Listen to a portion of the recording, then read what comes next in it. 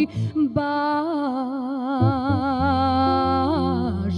да збираш.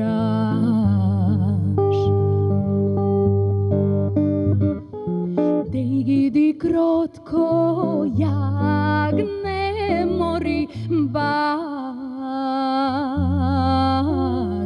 да збираш.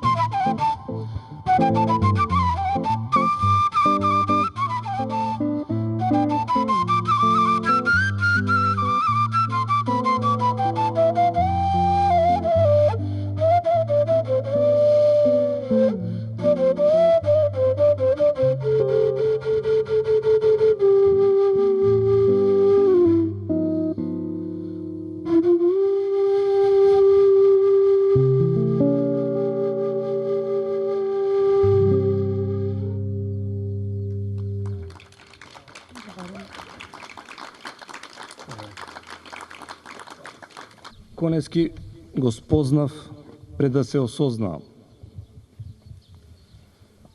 Кога мојата баба Ружа од Кратово, една од убавите жени од мојот народ што пред време прецветале, како цутот кајси или јоргован во мај, ми лепеше црвен конец на челото, шепотејки некакви неразбирливи зборови. Стихови ли ке беа, гачки или молитви за да ме сочува од уроци, Конески беше со мене. Кога прв пат успеав да изговорам Р на мајчиниот македонски јазик, награден со насмевката на мајка ми едно парче чоколадо, Конески беше тука. Кога прв пат во ушите зурли ми записка од брановите на Радио Скопје, на некој далечен Илинден, Конески беше тука. Во сите детски игри, во сите чуени, испетлечени и подоцна изговорени зборови на мојот мајчин јазик, Конески беше тука. Јас, се разбира, не бев свесен за неговото присуство. Не сум ни денес, во веќе презреани животни години. Во најраните денови Конески беше дел од моето лично несвесно. Денес, за мене, верувам и за припадниците на мојата генерација, Конески е дел од колективното несвесно. Ако некој, уште за време на својот живот, стане дел од нас на начин да го чувствуваме како секогаш да бил или да е постојано тука, како дел од нашето битие, не баре сме го впиле со мајчиното млеко, тогаш одвишно е да се изговори и збор повеќе. И за неговото дело, и за неговото значење, и за неговата неповторливост. За Конески сепак треба и мора да се кажува и пишува и понатаму. Несвесното во човекот и во нацијата го содржи она скриено проклетство да биде восприемено бесплатно, како вредност што се подразбира сама по себе, како нешто што сме го добиле бадијала, што ни е пренесено од предците, нешто што несомнено ни припаѓа и за што не треба посебно да се бориме, ни да го сочуваме, ни да го надградиме.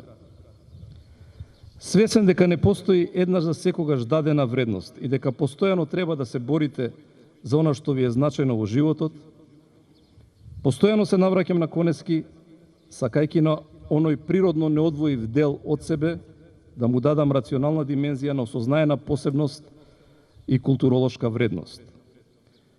И по можност, крушно да додадам едно камче или да извлечам некој конец за некоја проста и строга македонска песна. Не само да се прифатам себе си, онаков каков што сум, зашто и нема многу избор, туку и да се почитувам самиот себе, како предуслов за почитување и на другите.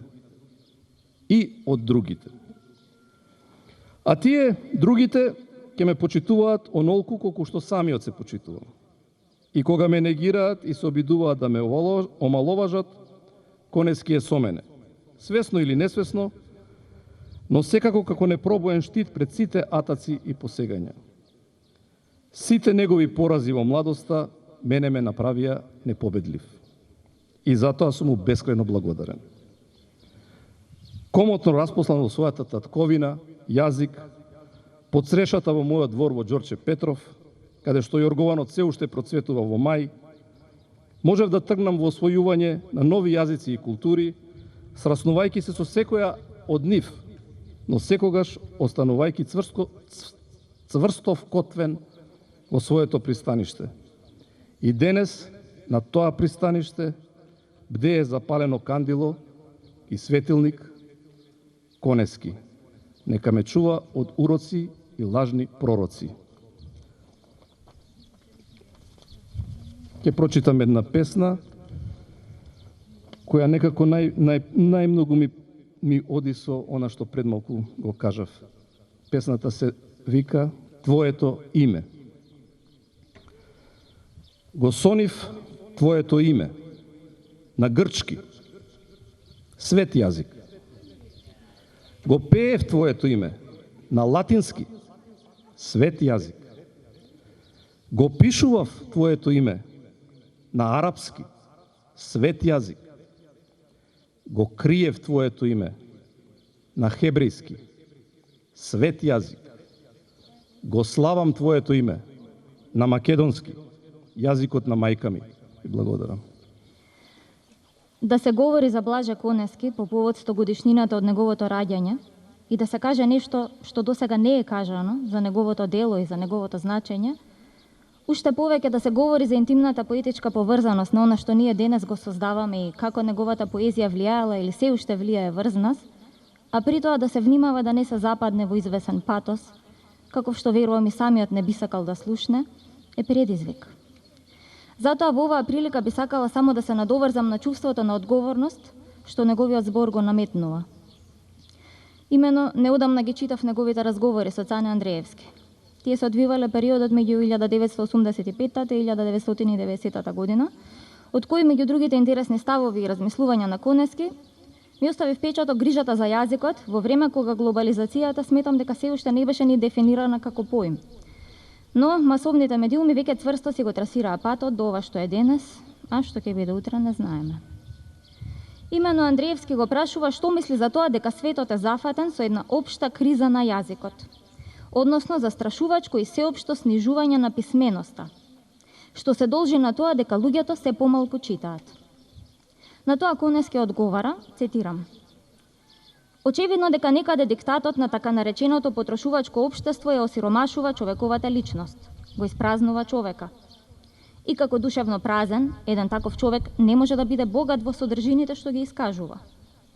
Во други региони можеби проблемот е преголемиот и преостриот политички притисок, што ги тера луѓето да се самоконтролираат во искажувањето до таа мера, што на вистина од сето тоа страда и нивниот јазичен израз. Тука тоа се многу сложени патишта за да се излезе и од едната и од другата ситуација.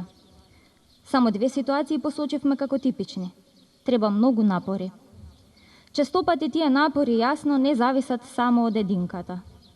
Тоа сето зависи од развитокот на општеството во целост.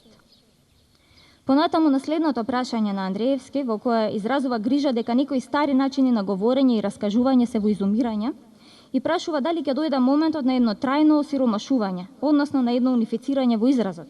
Конески вели: тоа што се губат некои стилови на раскажувањето, тоа не е битно. Битно е дали се јавуваат и нови стилови. И дали има една јазикотворна активност. Инаку би било многу лошо да се остане на оние традиционални веќе изживеани говорни стилови. Тоа би ја оковало мислата. Па и да кажам, би се јавило како пречка во ослободувањето на личноста и во нејзиното самопотврдување. Бидејќи се што е типизирано и се што добило еден облик, веќе скаменет, поставува граници на личното доживување и на реализирањето на сушноста на еден индивид. Дали светот ќе се развие така, што ќе оди кон се поголемо душевно испразнување, осиромашување или не? Тоа е прашање на кое не може еден лингвист да одговори. Секогаш се вели и во лингвистиката. Јазикот ја дели судбината на своите носители. Па, еве не. 30 на години по овој разговор. Темата се уште актуелна. И еве да си го поставиме тоа прашање. Го негуваме ли доволно јазикот? Го збогатуваме ли со јазикотворна активност во време кога тема е отстранување зборови од речникот? Во какво општество живееме и какво општество создаваме ние? Не е ли ова некој гротескен хибрид меѓу потрошувачкото што го осиромашува и душевно го празни човека и општество што под политички притисок ја креира судбината на македонскиот јазик? И каде е нашата одговорност овде, како негови носители? Ја чувствуваме ли? Благодарам.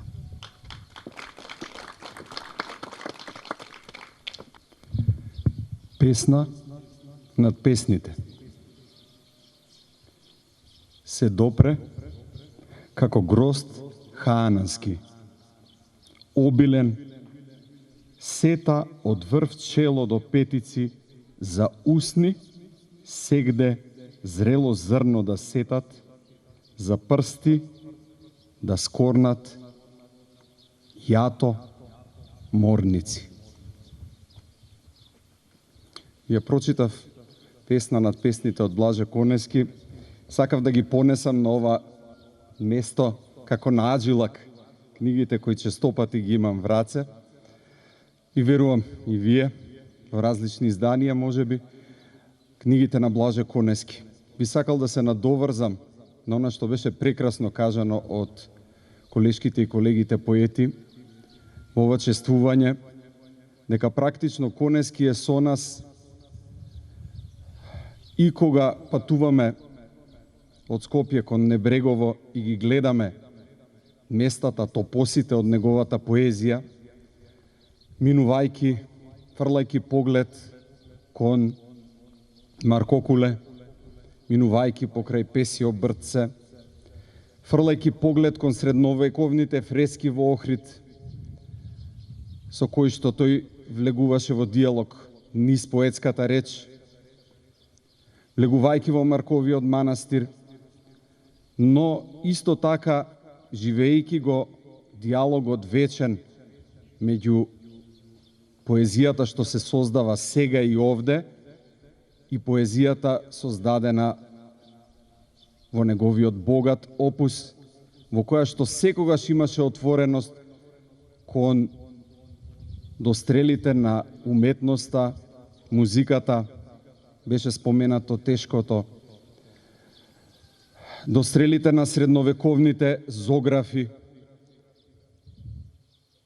дострелите на големите писатели на Ренесансата, како што е Сервантес или Данте, и на обајцата им има посветено песни, дострелите на боровите на македонската литература, на неговите учители, кои се присутни во неговите песни, и Жинзифов, и Вапцаров, и Прличев, Рацин и многу други. Токму затоа денеска сакав да почнам токму со оваа куса песна. Беше предмалку кажано дека Конески пишува на вистина песни од кои што ни запирка не може да се ни интерпункцијски знак да се извади без да се уништат, во кој се е избрусено. Сакав денеска да упатам и на диалогот на Конески со една од книгите над книгите, на која што упатува и оваа песна што ви ја прочитав, на Библијата.